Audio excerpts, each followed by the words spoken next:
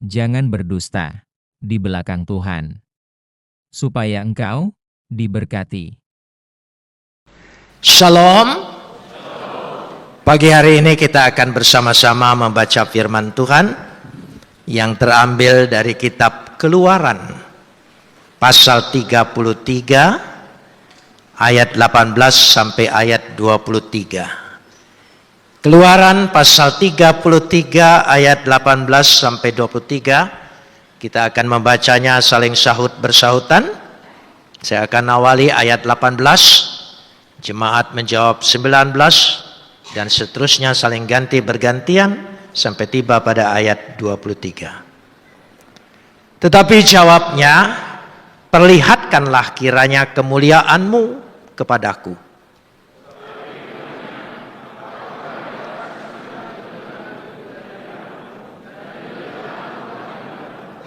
Aku akan memberi kasih karunia kepada siapa yang kuberi kasih karunia, dan mengasihani siapa yang kukasihani.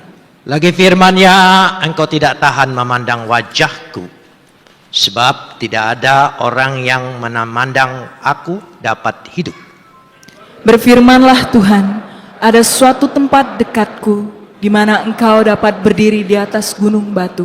Apabila kemuliaanku lewat, maka aku akan menempatkan engkau dalam lekuk gunung itu, dan aku akan menudungi engkau dengan tanganku, sampai aku berjalan lewat. Akan melihat ke belakangku, tetapi wajahku tidak akan kelihatan. Segala kemuliaan ya Adonai Tuhanku, kemuliaan bagimu. Saudara-saudara yang dikasihi Tuhan, ketika Musa ingin melihat wajah Tuhan yang disebut kemuliaan Tuhan, maka Tuhan bilang tidak bisa, karena setiap orang yang melihat wajahku akan mati. Tapi aku akan lewat, nanti engkau akan melihat punggungku, belakangku. Pemikiran orang Yahudi tentang sisi belakang Tuhan disebut Ahor. Ahor.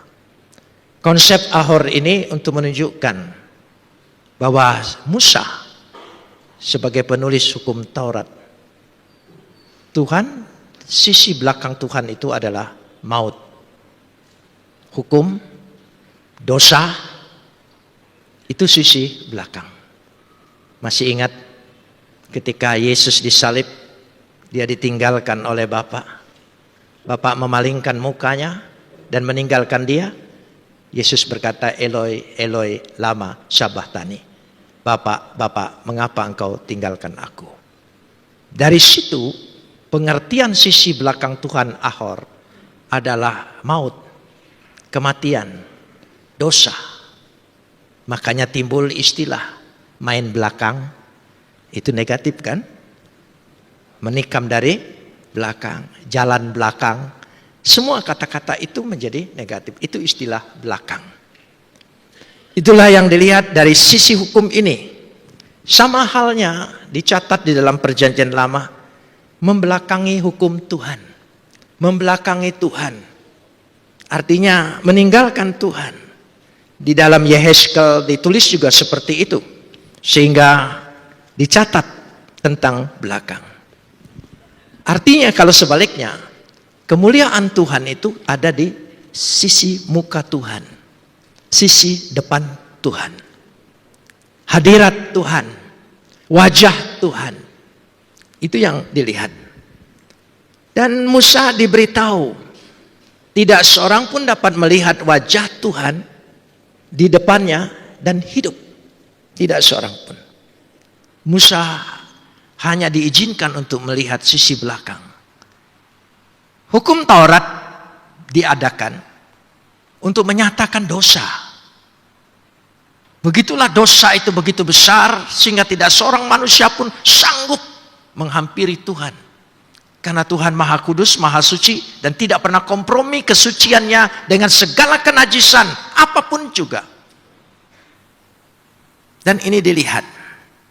Karenanya kalau saya perhatikan bahwa ada perbedaan sisi belakang Tuhan dan sisi depan Tuhan.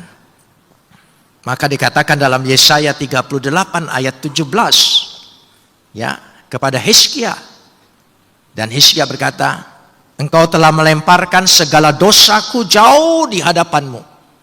Sebetulnya New King James Version menerjemahkan belakang punggung Tuhan. Engkau sudah membuang semua dosa itu di belakang punggung Tuhan, sehingga Tuhan tidak melihat lagi apa yang ada di hadapannya. Sekarang saya ingin berbicara tentang sisi depan Tuhan. Adalah wajah Tuhan di hadapannya. Wajah untuk menyatakan jati diri. Siapakah engkau? Itu wajah. Karena itu KTP saudara dipoto. Buka maskermu, buka tudungmu, karena itulah wajahmu. Wajah secara simbolis juga menunjukkan karakter. Siapa orang itu sebenarnya? Karena air mukanya menggambarkan dia senang, dia sedih, dia kesal, dia susah, dia tidak suka. Itu wajah. Meskipun wajah bisa berganti-ganti, bersandiwara, menunjukkan muka-muka yang palsu. Tapi tidak ada di hadapan Tuhan. Itu semua di belakang Tuhan. Karenanya dikatakan dalam Mazmur 27 ayat 8 bahwa carilah wajahku. Maka kata Daud, aku mencari wajahmu. Apa yang dimaksud mencari wajah Tuhan? Belas kasihan Tuhan. Dan ini gambaran di perjanjian lama. Maka terlihat betul apa yang dikatakan di dalam perjanjian baru. Yaitu dalam Yohanes 1. Saya akan lihat bersama-sama, kita lihat Yohanes pasal 1 ayat yang ke-18. Yohanes pasal 1 ayat yang ke-18. Kita simak dengan baik.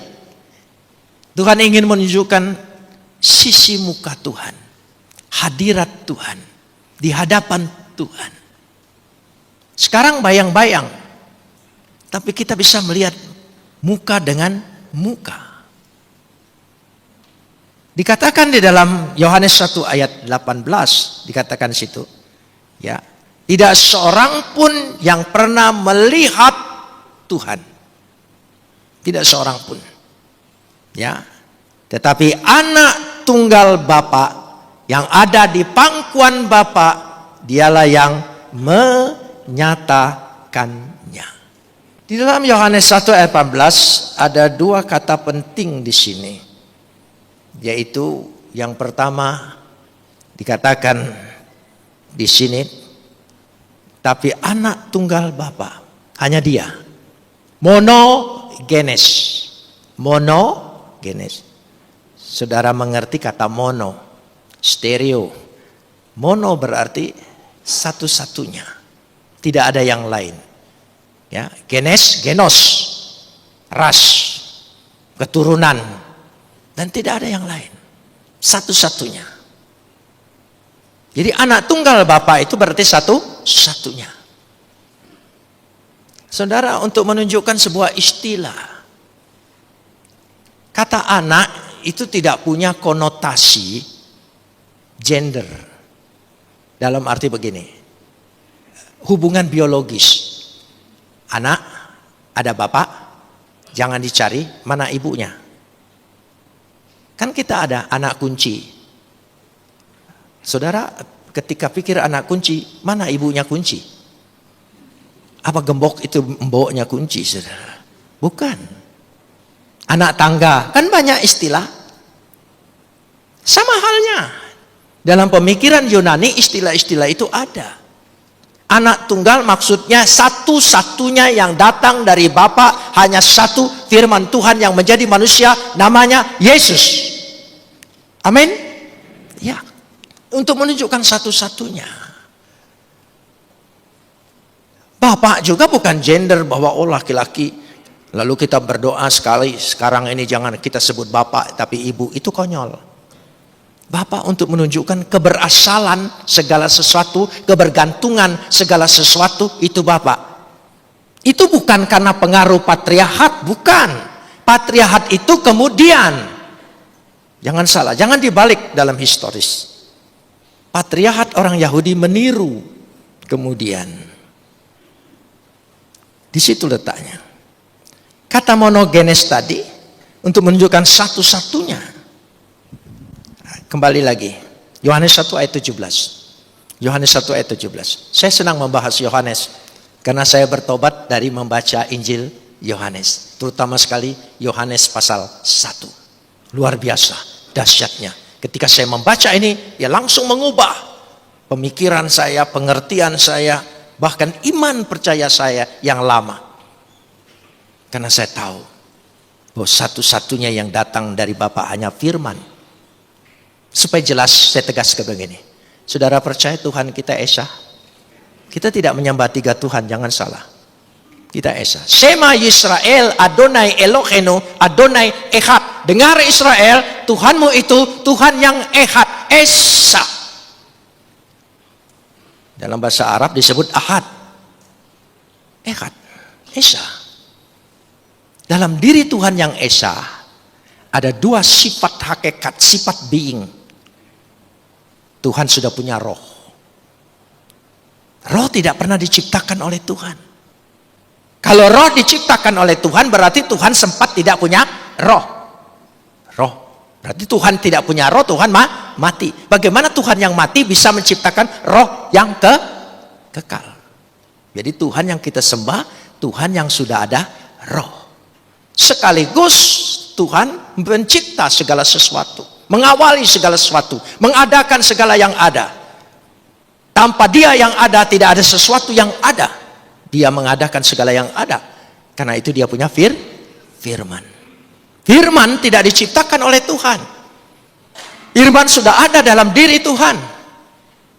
Kalau firman diciptakan oleh Tuhan, dengan firman apa Tuhan menciptakan firman? Jadi 2 sifat hakikat.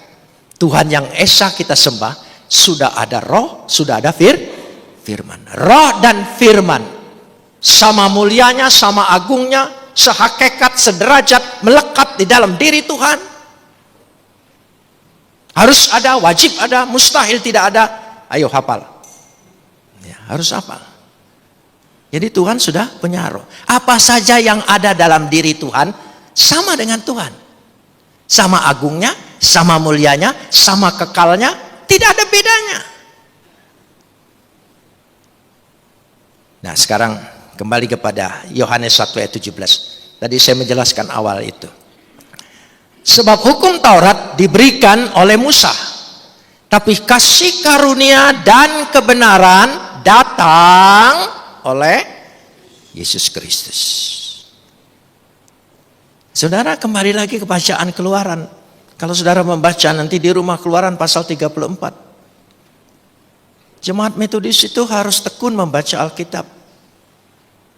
John Wesley ketika memimpin pertama Methodist Society yang beranggota 800 orang, 400 dipecat oleh John Wesley. Bayangin aja, 800 yang dipecat 400. Karena John Wesley tidak pernah mengkhawatirkan seandainya Metodis itu tidak ada. Yang dikhawatirkan Metodis ada, tetapi semua mati. Tolong dipikirkan ini. Metodis tetap ada, tapi jangan-jangan jemaatnya mati semua. Hai orang-orang mati yang sedang berkumpul di sini, supaya hidup. Pada satu desa kecil dia ditugaskan untuk berkhotbah. Ada satu kisah yang sangat menarik bagi saya. Dia datang, jemaatnya kosong. Tinggal 1-2 saja. Dia lihat daftar, jemaatnya lumayan 100-an. Tapi hari Minggu kosong. Lalu John Wesley mengumumkan. Lalu dia umumkan, harap kumpul semua karena ada satu anggota yang mati. Semua orang kaget, siapa yang mati? Dan semua kumpul di gereja hari itu. Karena ingin melihat siapa yang mati. Pada waktu datang di gereja, Di depannya memang sudah ada peti mati. John Wesley berkhotbah, ini orang mati, orang berdosa, masuk neraka, tidak selamat. Makin menarik orang, siapa dia? Orang kan kalau lihat orang lain susah, jelek hidupnya, oh itu menarik perhatian. Karena itu bahan, gitu. Itu bahan. Itu kecenderungan manusia. Karena banyak ngomong, maaf bukan gender. Hawa jatuh dalam dosa, terlalu banyak ngomong. Setan pun diajak ngomong, itu masalahnya.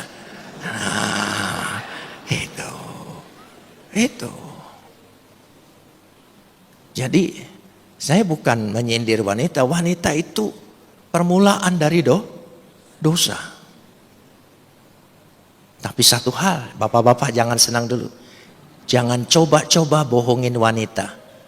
Karena dia katakan, gua sudah belajar langsung dari bapak pembohong. Lu mau bohongin gua? Kecil. Makanya suami-suami kapanpun tidak pernah bisa membohongi istrinya. Itu sudah, itu dilepaskan dari sini, saudara. Tidak maksud saya itu. Jadi dengan kata lain, John Wesley berkhotbah tentang itu, semua menarik, semua hadir. Tapi mereka bertanya-tanya siapa. Itulah gara-gara tidak pernah masuk gereja, kelamaan. Ya, ini di satu desa kecil di Inggris, bukan di Palembang. Di Palembang tidak katik mah itu. Saudara, ini di satu desa kecil. Sekarang kata John Wesley, mari kita kuburkan si pendosa ini, supaya dia segera masuk neraka.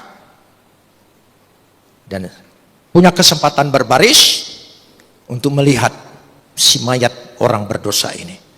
Dibukalah petinya sedikit. Dibuka. Dan mulai orang melihat. Oh, antri, semua ingin lihat, menarik. Saudara lihat kejelekan orang itu, iya saudara. Begitu lihat, lalu yang belakang tanya siapa? Lihat aja sendiri. Terus semua diam, kembali lagi semua diam.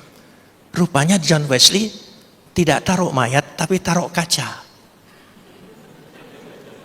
Jadi siapa orang berdosa itu masing-masing lihat di dirinya. Jadi khotbah itu tadi. Wah, ini lihatlah dengan jelas muka orang berdosa masuk neraka tidak selamat. Semua ya. Itulah terjadi pertama kali kebangunan rohani di satu desa gereja yang kecil, kebangkitan pelayanan John Wesley. Dahsyat. Amin. Luar biasa. Saya ingin dimanapun gereja Metodis selalu ada kebangunan rohani, ada kebangkitan yang luar biasa. Jangan dalam dosa. Masa saudara hidup terus di belakang Tuhan? Kan Tuhan sudah menunjukkan wajahnya, hadiratnya, mukanya. Siapakah dia? Yohanes 1 ayat yang ke-14. Yohanes 1 ayat 14. Kita lihat di sini. 1:14. Firman itu telah menjadi manusia dan diam di antara kita. Dan kita telah melihat apa? Kemuliaan Tuhan. Jadi lewat Yesus kita sudah melihat muka Tuhan, hadirat Tuhan, kemuliaan Tuhan, dan muka Tuhan yang penuh belas kasihan, kasih karunia, pengampunan kepada kita. Lewat Yesus kita sudah terima itu semua. Amin. Jangan membelakangi dia lagi. Jangan hidup di belakang lagi. Hidup di hadapan Tuhan, hadirat Tuhan. Kita selalu menyanyi hadirat Tuhan, hadirat Tuhan. Tapi hidupmu, perilakumu, selalu tingkah lakumu di belakang Tuhan.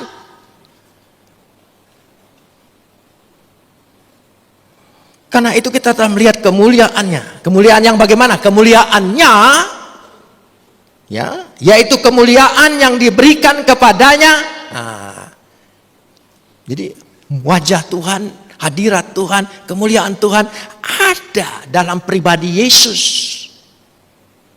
Sebagai anak tunggal Bapa, penuh dengan apa? Kasih dan kebenaran. Tidak seorang pun sampai kepada Bapa kecuali anak yang menyatakannya. ECG 1. Dialah pernyataan Tuhan.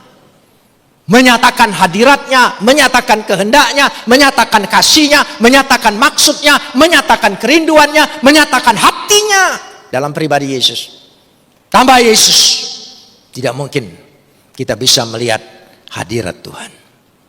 Amin. Loh ya, lewat Yesus. Ini bukan soal agama. Ini soal pribadi Tuhan yang kita kenal. Ini yang buat saya pindah.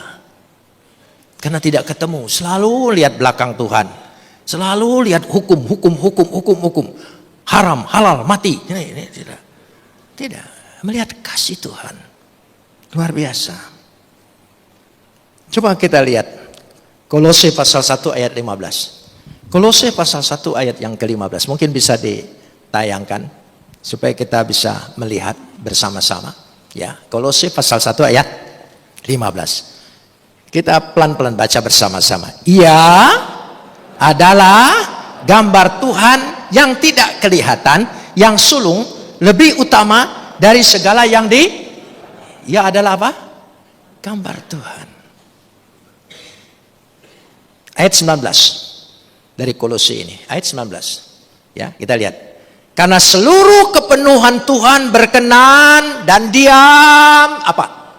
Dalam dia. Dahsyat. Dari situ saya baru percaya. Oh, makanya dia disebut Tuhan. Dia punya gelar. Junjungan ilahi. Yang sehakikat dengan ilahi. Ibrani pasal 1 ayat 3 lebih tegas lagi. Coba Ibrani pasal 1 ayat yang ketiga. Coba ditayangkan. Kita lihat bersama-sama. Ibrani pasal 1 ayat yang ketiga. Kita lihat firman Tuhan. Ya, sudah? Kita lihat di situ bersama-sama. Coba 1, 2, 3. Cahaya kemuliaan Tuhan dan gambar wujud Tuhan. Dan menopang segala yang adanya. Firman-Nya penuh dengan kekuasaan lewat Yesus. Karena itu ketika kita pulang ada berkat Tuhan yang akan pasti. Nanti saudara dengar ya, Tuhan menghadapkan wajahnya kepadamu dan memberi engkau damai sejahtera. Lewat Yesus Tuhan menghadapkan wajahnya. Berarti kita selesai ibadah, bukan hanya dalam gereja, hidup dalam hadapan Tuhan, wajah Tuhan, hadirat Tuhan. Katakan amin. Biarlah itu menjadi meterai dalam hidup kita. Amin. Tadi saya katakan, Ahor, sisi belakang Tuhan itu adalah kematian, maut. Pada waktu Yesus menanggung dosa, mati, Bapa memalingkan mukanya. Tapi lewat Yesus yang sudah mengalami itu, Bapa kita tidak pernah lagi memalingkan mukanya dalam hidup kita. Katakan amin. Ya, asal kita hidup dalam pertobatan. Hidup dalam pertobatan. Dia memalingkan di hadapan wajahnya. Jadi ketika saudara menerima berkat ini di hadapan wajahnya, tapi tidak mau meninggalkan dosa, bilang dengan Tuhan, Tuhan aku belum sanggup, aku mau di belakangmu aja. Hati-hati, saudara duduk di belakang nanti yang depan buang angin.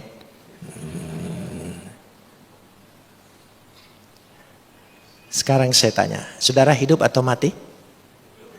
Betul? Hidup atau mati? Karena bisa jawab, karena bisa segala. Ada dua macam hidup. Ada dua macam hidup dalam istilah Yunani. Hidup yang pertama, bios. Bios, itu juga hidup. Hidup yang kedua, zoe. Zu. Itu hidup. Ya. Yang dinamakan bios, hidup. Kelihatannya hidup. Saudara pernah nonton? Ya, enggak usah ke bioskop karena disiplin metodis itu enggak boleh nonton. Loh iya, saya waktu baru bertobat langsung dinasihatin oleh penginjil nama istrinya Pak Haidi Yunus, Ibu Yeti Dorcas. Gitu. Roni, lu ndak boleh nonton, tahu ndak? Apalagi malam minggu. Waduh, saya bilang, sudah ngomongnya kasar, bahasa Indonesianya nggak jelas. Iya. Langsung, itu kalau mau jadi orang Metodis. Pendeta dulu ketus-ketus loh. Pendeta sekarang karena perlu jemaat, jadi agak manis-manis gitu. Pendeta dulu betul-betul turunan Wesley. Enggak peduli, 800 anggota hilang separuh. Enggak, sedih dia. Itu John Wesley. Ini John yang sekarang saya enggak tahu. Gitu. Ya, kita mari lihat bersama. Jadi bios itu hidup. Mungkin ini baru dugaan saya. Inilah asal kata bioskop. Bioskop. Zaman dulu masih ada istilah bioskop. Saya kalau pergi ke bioskop itu gara-gara didoktrin begitu rasa dosa gitu. Untungnya sekarang ada Netflix di rumah. Kan yang nggak boleh ke bioskop. Gitu untungnya. Zaman makin modern ini ada aja celahnya saudara ya. Ya sudahlah langganan aja lah gitu. Gitu. Nggak usah pergi ke bioskop. Gitu. Bioskop.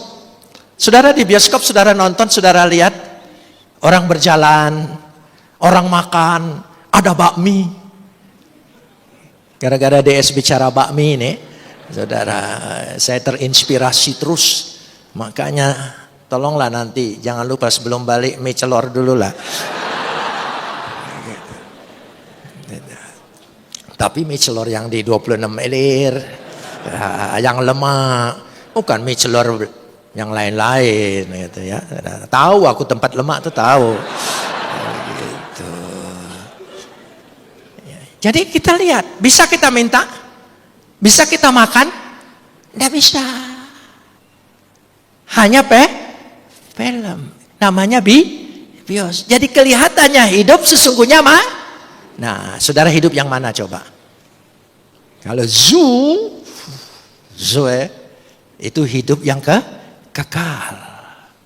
Hidup yang sesungguhnya. Jadi orang yang belum terima Yesus sebagai Tuhan dan Juru Selamat, kelihatannya hidup, tapi hidup bios. Tapi kita yang percaya, yang sungguh-sungguh hidup di hadiratnya adalah hidup kekal. Namanya apa? Coba ucapkan bios. Ya, jadi pulang dari sini ditanya apa? Tadi khotbahnya apa? Pokoknya bagian bios dan zoo. Gitu, saudara. Apa itu? Salah kau dewek dah datang. Gitu.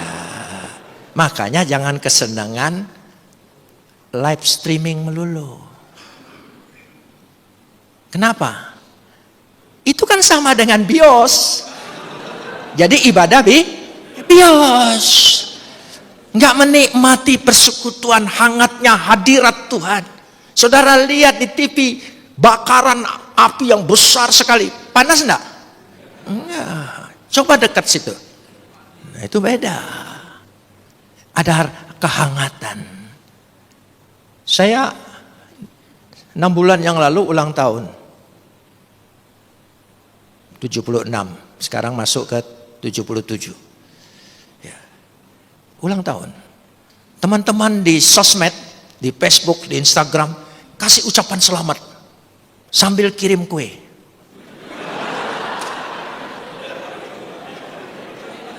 Padahal di rumah nggak ada. Kuenya bagus-bagus dikirim. Ada lilinnya. PHP aja. Gitu. Celaka sekali ini. Ini kejahatan sosmed loh saudara ya. Gitu. Kasih tapi tidak terasa. Teruslah live streaming. Teruslah ibadah itu. Engkau tidak merasakan itu. Saya tidak nyindir, nyinggung aja. Wong Palembang kalau nguyok wong, ngatoi wong, Oh, lengkap bahasanya saudara. Kalah orang lain.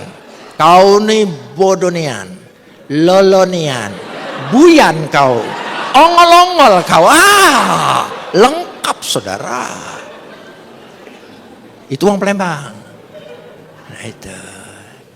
Jadi jangan sampai kelihatannya hidup tapi mati. Saudara ingin mana? Bios atau aju? Oh, amin. Ya, saya meteraikan pengakuanmu dalam nama Yesus. Supaya kita hidup senantiasa di dalam Dia. Tinggalkan yang belakang, maju melangkah ke depan. Orang yang terikat dengan masa lalunya, orang itu tidak akan bisa maju. Jangan menyalahkan siapapun dalam hidup ini. Engkau akan terpuruk. Jangan. Lihat masa depanmu. Lihat di depanmu ada Tuhan. Ada hadirat Tuhan yang akan memberikan berkat. Bagaimana hidup dalam berkat Tuhan. Amin. Ya, kita lihat dulu yang terakhir. Filipi pasal 3 ayat 13. Filipi pasal 3 ayat yang ke-13. Ya. Sudah, Filipi pasal 3 ayat 13. Kita lihat bersama-sama. Ya, pasal 3 ayat 13. Kita baca sedikit bersama-sama. Saudara-saudara, aku sendiri tidak menganggap bahwa aku telah menangkapnya. Tetapi ini yang kulakukan. Mulai pelan-pelan. Aku melupakan apa yang telah di belakangku. Dan mengarahkan diri kepada. Amin. Ya. Masa lalu kita masa suram, masa gelap, masa dosa. Jangan ditoleh lagi. Ya. Kalau noleh-noleh nanti jadi istri Lot, saudara, ya jadi darah tinggi. Itu noleh-noleh masa lalu, sakit masa lalu kan darah tinggi, bukan tiang garam, darah tinggi kan kebanyakan garam maksudnya. Nah gitu, lebih baik melihat ke depan. Amin. Di depan kita ada yang dijanjikan Tuhan, ada pembaharuan hidup. Amin. Ada berkat Tuhan. Saudara percaya diberkati oleh Tuhan? Ya, nanti sore saya mau bicara tentang hidup diberkati oleh Tuhan. Ya, karena kita sudah menuju hadapan Tuhan. Mari kita berdoa.